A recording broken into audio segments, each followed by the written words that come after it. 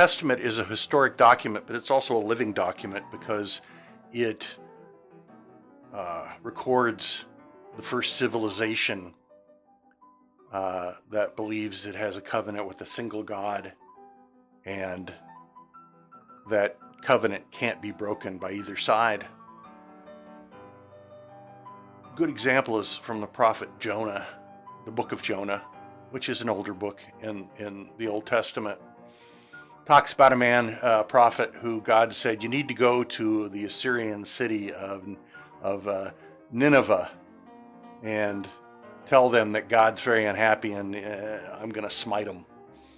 And Jonah, knowing that Nineveh was almost like being a Broncos fan going to a Oakland Raiders game when they were back in Oakland into the end zone with all those crazies, that would give you an idea of Nineveh. And of course, Jonah said, nah, I don't think so. He made himself down to Joppa on the Mediterranean coast, hopped a ship headed for Spain, and figured he'd just put it on the lam and God can get somebody else to go to Nineveh.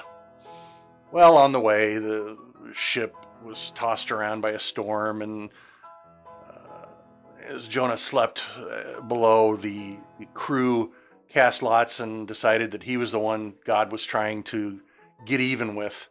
And so either they threw him overboard or he just said, I'll go overboard, and into the water, into the briny depths. But instead of drowning, he was supposedly taken up by a big fish.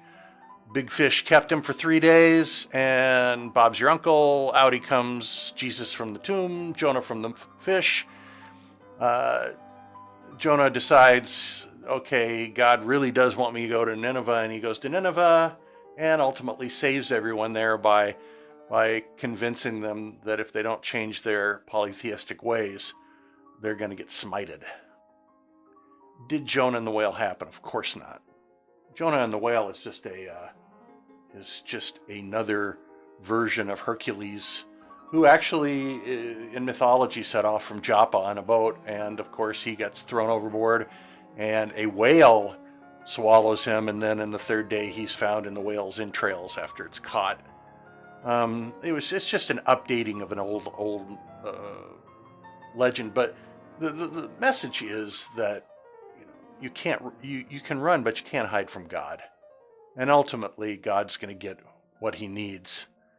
But instead of punishing you, God's going to help you, even though that help by living inside a fish for 3 days. You can imagine the smell.